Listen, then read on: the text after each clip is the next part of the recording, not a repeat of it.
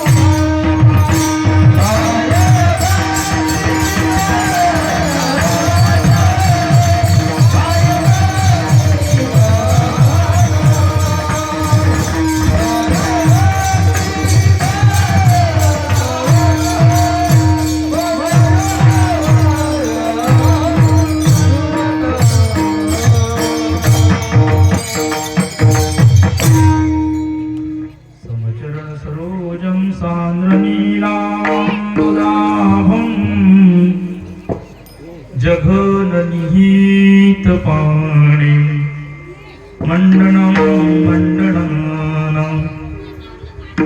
तरुण तुलसी माला कंधरं कंजनेत्रं सदय धवलहासं विठ्ठलं चिन्तयामि।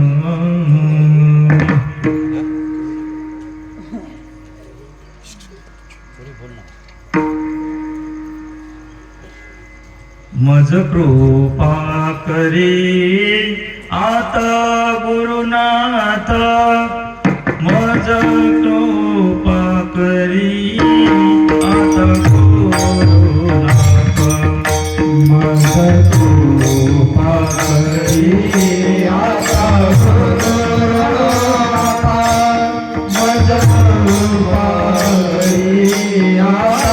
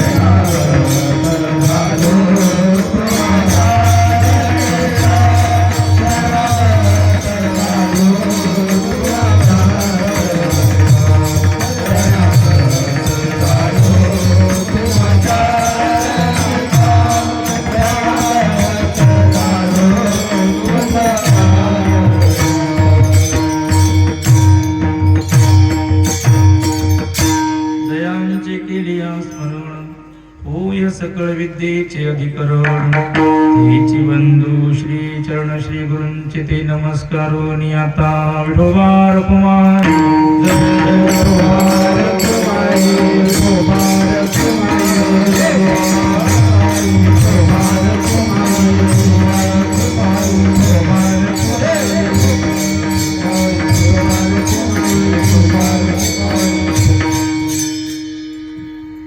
पवित्र पावन असणाऱ्या या क्षेत्रभूमी जयपूर या ग्रामामध्ये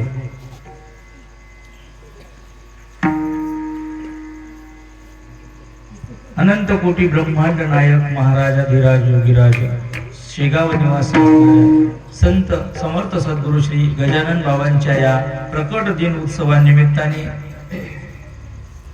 संगीतमय श्रीमद भागवत कथा तथा संकीर्तन सोहळा आणि या सोहळ्यानिमित्ताने वेदशास्त्र संपन्न गुरुवर्य श्री भगवान महाराज सिद्धांताश्रम वरवंड यांच्या कृपा आशीर्वादाने संपन्न होत असलेला हा सप्ताह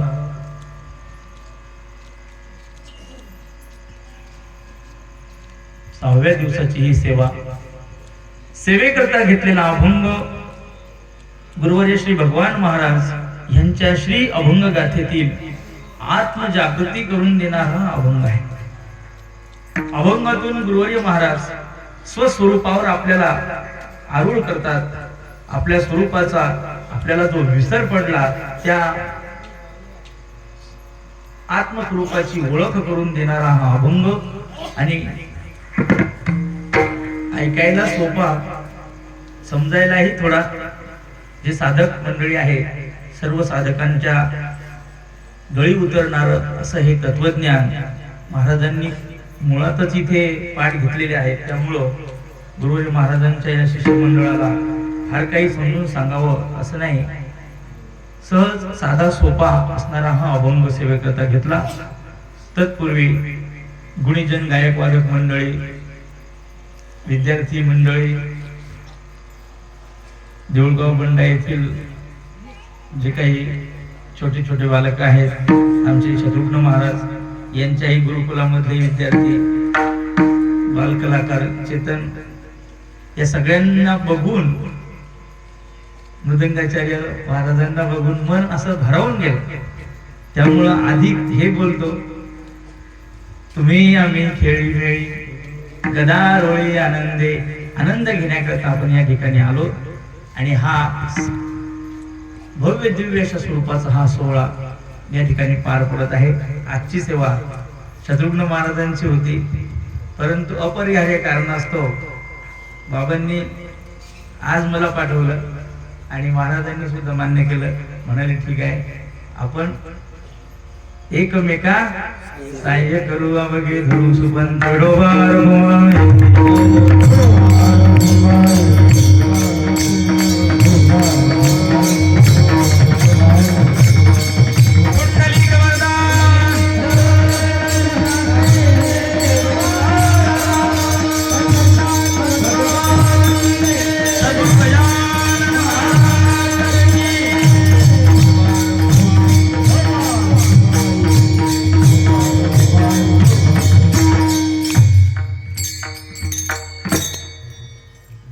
जीव स्वरूपतः ब्रह्मरूप आहे.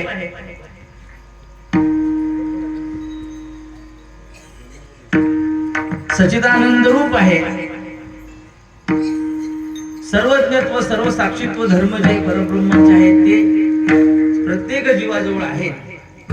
पण समजूत चुकली आणि आत्मस्वरूपापासून आपण दूर दूर दूर गेलो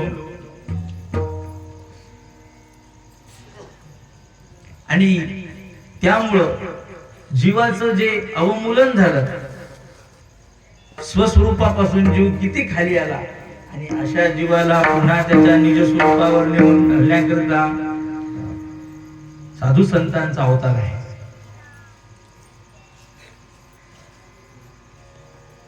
श्री ज्ञानेश्वर महाराजांनी लिहिलंय,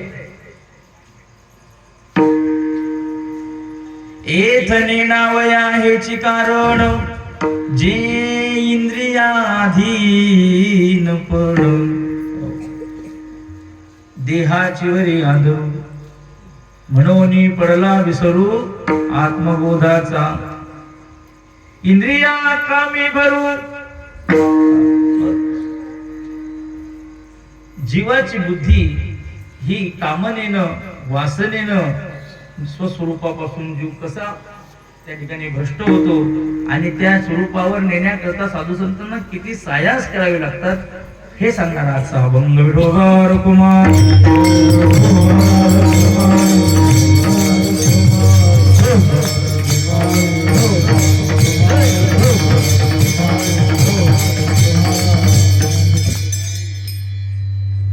अभंग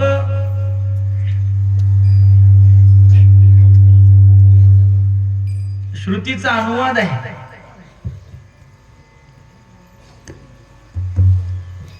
वेद मतानुसारी जे ग्रंथ आहेत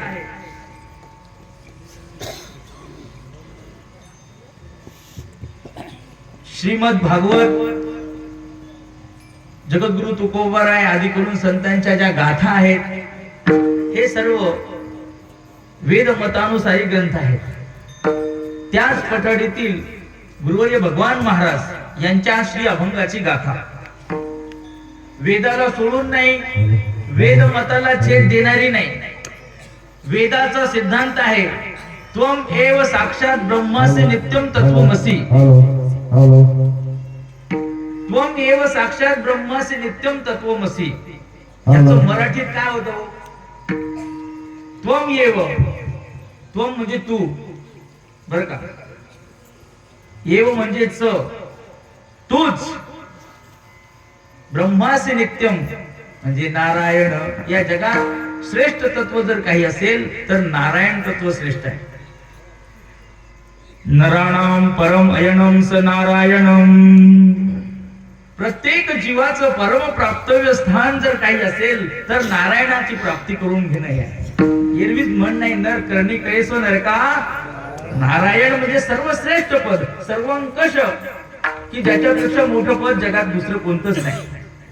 गावचा सरपंच असेल, पदाधिकारी असेल, आमदार, खासदार, मंत्री, महामंत्री, प्रधानमंत्री, युनोचा अध्यक्ष, हा झाला इथलं पद आहे. युनोचा अध्यक्ष म्हणजे पृथ्वीवरच मोठं पद. असल्या पृथ्व्या या ब्रह्मांडामध्ये कितीतरी आहेत. असे देश या भूमीवर किती आहेत. या सगळ्या भूमीचा एक ब्रह्मांड होतं आणि या ब्रह्मांडाचा राजा इंद्र आहे. आणि अनंत ब्रह्मांड उदरी सगळे हे एका रोमावर ज्याच्या अनेक एका रोमावर एक ब्रह्मांड. एवढ्या ब्रह्मांडाचा जो अधिपती आहे बर का. सगळ्या ब्रह्मांडाचा राजा इंद्र. सगळ्या बर का सगळ्या ब्रह्मांडाचा राजा इंद्र. आणि त्या इंद्रापेक्षा ब्रह्मदेव श्रेष्ठ. ब्रह्मदेवापेक्षा महादेव श्रेष्ठ. महादेवापेक्षा नारायण विष्णू परमात्मा. लक्षात घ्या हे तत्व किती मोठं आहे. राम कृष्ण आदी अवतार ज्याच्यापासून प्रस्तुत होतात त्याचं ते तत्व नारायण तत्व बरं का. श्रीराम श्रीकृष्ण वामन नृसिंह आदी करून जे दशावतार झाले सगळे अवतार ज्या स्वरूपापासून त्या ठिकाणी प्रस्तुत झाले ते तत्व म्हणजे नारायण. आणि असं जे श्रेष्ठ तत्व आहे ते तू आहेस. त्वम एव साक्षात ब्रह्मासी हे श्रुती सांगते. त्याचाच अनुवाद अभंगातून बाबा करतात. तू रे नारायण विठोबा कुमार.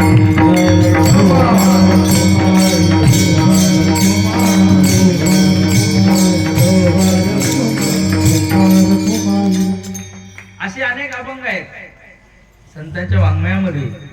महाराजांच्या गाथ्यामध्ये सुद्धा ह्याच अर्थाचे अनेक अभंग आहेत. काय सांगत होतो. श्रेष्ठ तत्व परमात्म तत्व नारायण स्वरूप जे आहे ते तू आहेस.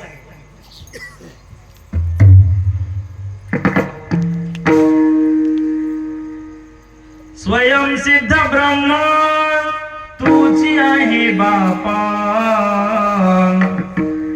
स्वयं सिद्ध ब्रह्म तूच आहे बापा.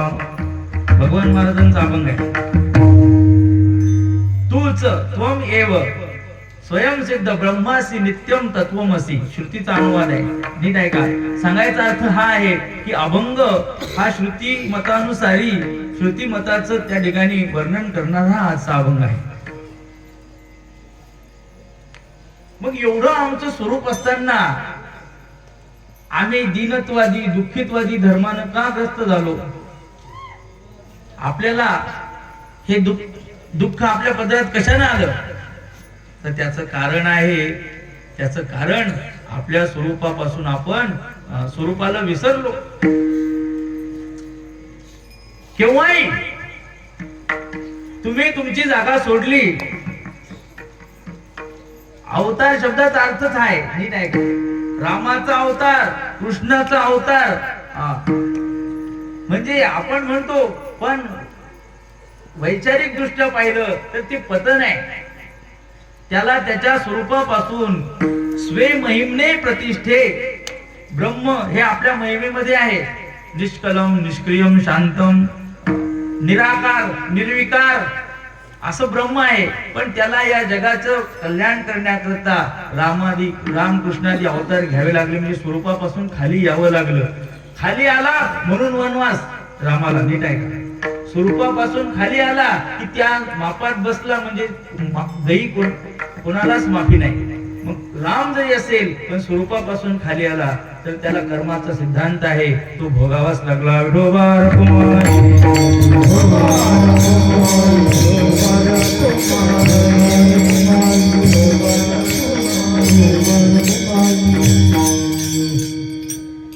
तुम्ही तुमची जागा सोडली की तुमचं पतन झालं.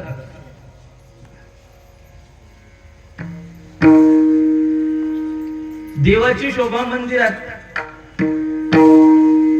मंदिरातला देव पायरीवर येऊन म्हणला काय रे बाबा काय सोयाबीनचा भाव. काय म्हणते पाटील. मग वादाचा मुद्दा आहे तो. कधी लागतात निवडणुका. अशा गप्पा जर तो देव इथे येऊन पायरीवर बसून जर करू लागला तर त्याची किंमत होईल का? दर्शनाला जाणारा म्हणाल हो बाजूला. नीट आहे का?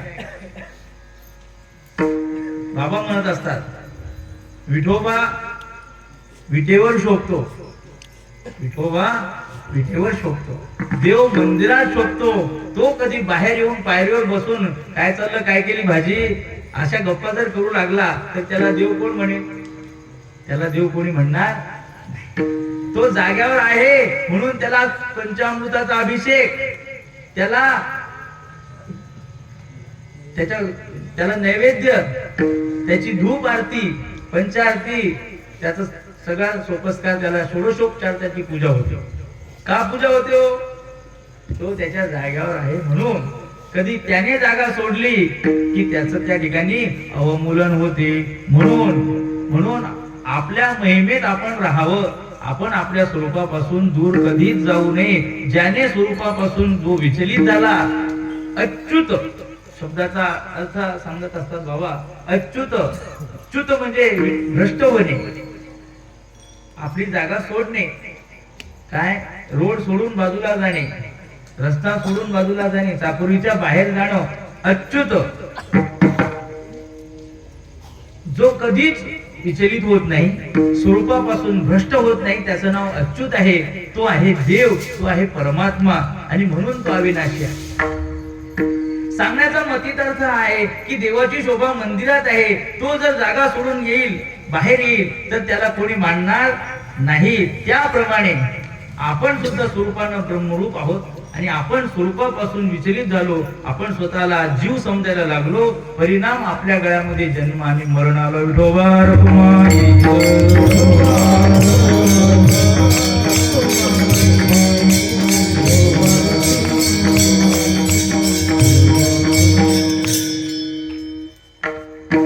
श्री ज्ञानेश्वर महाराज दृष्टांत सांगतात. रागी प्रतिमल्लाचा गोसावी सर्व दळाचा, रथू सांडोनी पायाचा जैसा होय. दृष्टांत आहे बरं. मला दुसरे दृष्टांत येत नाही, ज्ञानेश्वरी मधला दृष्टांत आहे. कोल्हापूर विभाग शक्तिप्रधान. प्रत्येक विभागामध्ये त्या प्रकारची लोक राहतात.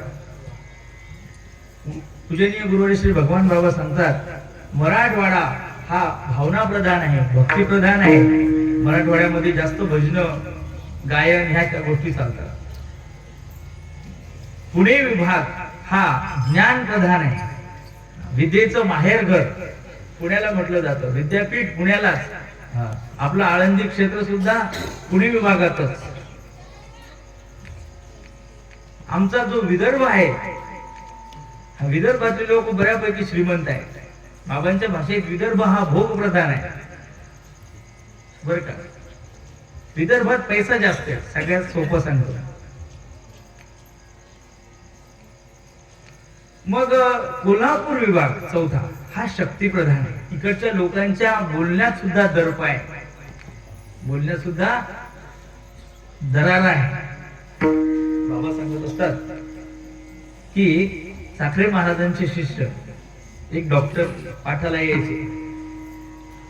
एक दिवस असा रात्र झाली परत जाताना, आणि रात्र झाली, पाऊस पडल्यामुळे नदीला पूर आला. आता मोटरसायकल होती त्यांच्याकडे छोटीवाली, पण ही गाडी घेऊन कसं जायचं पलीकडे? दिवसभर आश्रमात होते. जायचं तर रस्त्यात चोर बसलेले होते. आता ते ज्ञानी लोक असतात, ते लगेच ओळखतात आल्याबरोबर. त्यांनी ते ओळखलं ही चोर आहे, पण ते कोल्हापूर भागातले होते. त्यांनी मोठ्या त्यांच्या पद्धतीत कोण आहे र असं विचारलं. ते कोल्हापूरचा जो आवाज ऐकला बरोबर ते चोर घाबरले. साहेब साहेब साहेब काय म्हणता? कोण तुम्ही? कशाला थांबला तिथे? त्या आवाजामध्ये दर्प होता. काय नाही म्हणले साहेब, आम्ही असेच अडकलो, माझी गाडी पलीकडच्या तीरावर घेऊन चला. जे चोर याला लुटणार होते फक्त नुसत्या आवाजात, कोल्हापूरच्या लोकांच्या आवाजात जर पासतो, नुसत्या आवाजानं त्या चोरांनी कुंतत त्यांची गाडी उचलली, दोघांनी पाण्यातून पलीकडच्या तीरावर नेली, यांना हात धरून पलीकडे नेलं. म्हणे साहेब या तुम्ही आता, कारण हे गेल्याशिवाय यांचं काम होत नव्हतं. सांगायचा अर्थ असा की कोल्हापूर विभाग शक्तिप्रधान, कोल्हापूरच्या लोकांना कुस्तीचा जास्त छंद. छत्रपती शाहू महाराज हे कोल्हापूर विभागात बर का. मग शाहू महाराजांना कुस्तीचा फार छंद होता आणि कुस्तीच्या तालमीचा आपल्याकडे एवढाले सप्ताहाचे फळ असतात, तिकडे कुस्त्या जास्त असतात. कुस्त्या बघायला तिकडे फार जास्त लोक येतात. नाही का? आता आपण टाळ्या वाजवल्या, आपण रसिक आहोत, कला गुणाचा आपल्याला काय आहे, आस्वाद घेण्याची आपली एक मनामध्ये भावना आहे, म्हणून आपण त्यामध्ये रंगून जातो. कलेचे पारखी दर्दी लोक इथे आहेत. हे कशाहून कळलं? महाराजांनी त्यांची कला सादर केली, या बाळाने याची कला सादर केली, तर अनावरतपणाने आमच्या मुखातून वाह आणि आपोआप टाळ्या पडतात. तशा कोल्हापूर भागामध्ये एखाद्या माणसानं कुस्ती जिंकली तर लाखो लोक त्यावर कुस्तीवर पैसे उधळतात आणि असा कुस्तीचा फळ होता. आणि त्या तालमीमध्ये मोठमोठे कीर्तिमान प्राप्त केलेले त्या ठिकाणी आलेले होते पैलवान. पण एक फारच मोठा महाराष्ट्र केसरी तिथे आला, हिंद केसरी. त्याला पाहिलं की सगळ्यांची गाण वळाली. म्हणजे आता आपण याच्यासोबत खेळू शकत नाही. काय म्हटले, याच्यासोबत खेळायचं, यांना आपल्याला जर दाबलं तर आपल्याला घेऊन जायचं. सगळे आपल्या मिशा खाली करून असे खाली पाहू लागले. कोणी त्याच्याकडे कुस्ती खेळायला येईना. तो आपला खुशाला आपला दंड ठोकायला, आहे का कोणी माझ्यासोबत खेळायला, आहे का कोणी माझ्यासोबत खेळायला, कोणी पुढे येईना. मरणाला आमंत्रण कोण द्यायचं? मग महाराजाकडे गेले, शाहू महाराजाकडे बसलेले होते. म्हणे महाराज, 1.5 तास झाला हा आपला दंड ठोकत आहे, कोणी समोर येत नाही. सगळे म्हणतात की आपलं त्याच्यासोबत आपलं काही जमत नाही, मग याला अजिंक्यपत्र देऊन टाका. तोही म्हणतो की काही हरकत नाही, द्या मला अजिंक्यपत्र, जाऊ द्या. शाहू महाराज ते म्हणजे हा तसं नाही, खेळल्याशिवाय देणार. मग माझ्यासोबत खेळ म्हणा त्याला. शाहू महाराज पैलवान होते बर का, इतके पैलवान होते की एकदा शाहू महाराज पूजा करत बसले आणि त्यांची ख्याती ऐकून एक पैलवान तिथे आला. महाराजांचं नाव ऐकून महाराजांची पूजा सुरू होती. एक जण वार्ता घेऊन आला, म्हणे महाराज ते पैलवान समोर. त्यांनी पाहिलं, राम राम राम राम. म्हणे बसा तालमीत. काय म्हणले, तालमीत बसा, बैठक तिकडे. मग तालमीत बसा म्हटले, कुलूप उघडून बसा. यांची पूजा सुरू. तर पैलवान गेला, इकडून पाहतो आणि कुलूप कुठेच दिसेना त्याला. 5-10 मिनिटांनी महाराज आले. खाऊ म्हणे तुम्ही बसले नाही आत तालमीत, तुम्ही म्हटले कुलूप उघडून बसा, कुठून जायचं? तर तिथे एक अशी पहार लावलेली होती. कुलूप म्हणजे पहार. महाराजांनी ती पहार अशी गोल पहार केलेली होती, त्यामध्ये अशी टाकली. ती सरळ केल्याशिवाय आत जाता येत. महाराज म्हणले असे केली, ही काय म्हणे, हे काय कुलूप? ती पहार सरकी गेली आणि दिली टाकून गेल्या. जो माणूस पहार सरकी करतो, वाकवतो, वाकवलेली सरकी करतो, नाही का, तो कमी ताकदवान असेल का? अशा प्रकारे ते शाहू महाराज शक्तिप्रधान होते. विठोबा रघुमाई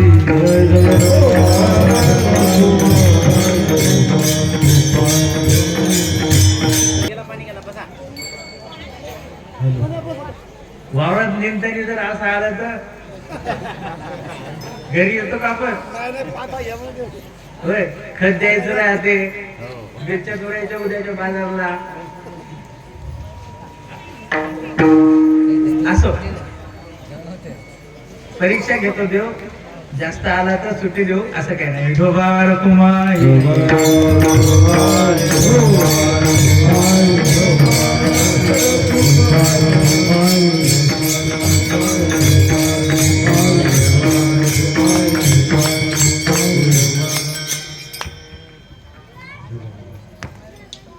पैलवान म्हटला माझ्यासोबत कोण कुस्ती खेळतो?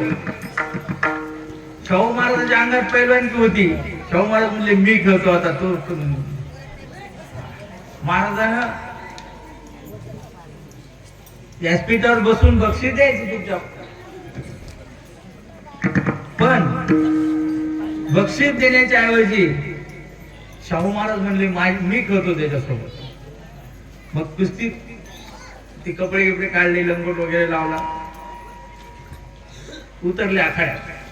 आखाड्यात उतरल्यानंतर ये मग इकडं आणि मग चालली गळा दंड फोपटून चालले आणि मग गळा भेट झाली. मग पेस मारायला लागला, कधी बुक्या मारतो, कधी काही करतो.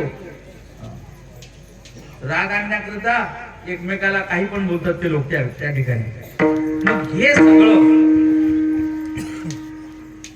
एका पैलवानाला बक्षीस देण्याऐवजी शाहू महाराज स्वतः कुस्तीत उतरले आणि त्याच्यासोबत 2-2 हात केले. परिणाम त्याच्या लाता यांना लागल्याच. लात लागलीच असेल ना कुस्तीमध्ये. मग एवढा मोठा छत्रपती शाहू महाराज, पण जर कुस्ती खेळण्याकरता आखाड्यात उतरला तर त्याला त्याच्या बुक्या लाता खायची पाळी येणार म्हणजे येणार.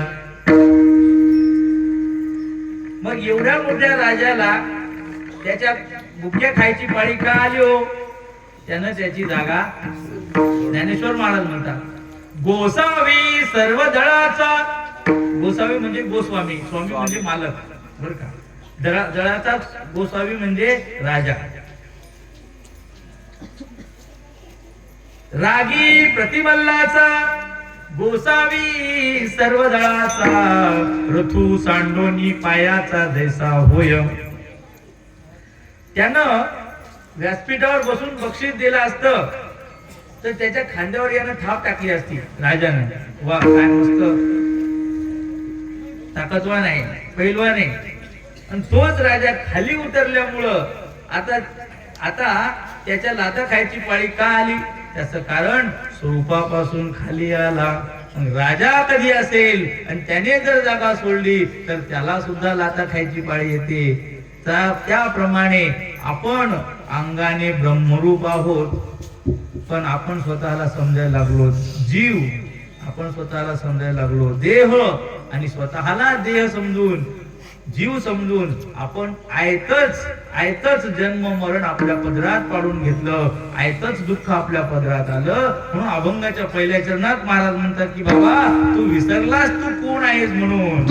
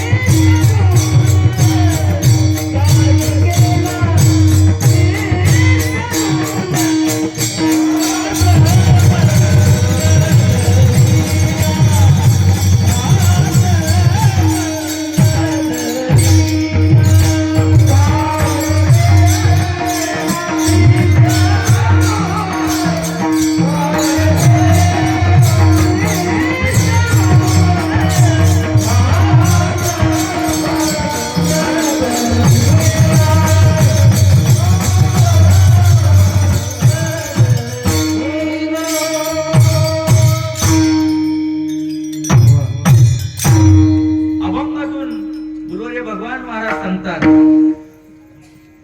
तू रे नारायण काय केला विसरून. आपण नारायण स्वरूपासून सुद्धा आपण स्वतःला जीव समजायला लागलो, देह समजायला लागलो, मी अमुक गावचा आमका पदाधिकारी आहे असं समजायला लागलो. वास्तविक आधी सांगितलं सर्वंकष सर्वश्रेष्ठ परमोच्च जे पद आहे, परम प्राप्तव्य स्थान आहे ते नारायण स्वरूप, ते तू आहेस. पण फजिती कशाने झाली तर फजिती स्वरूपाचा विसर पडल्यामुळे झाली. काय गेला विसरून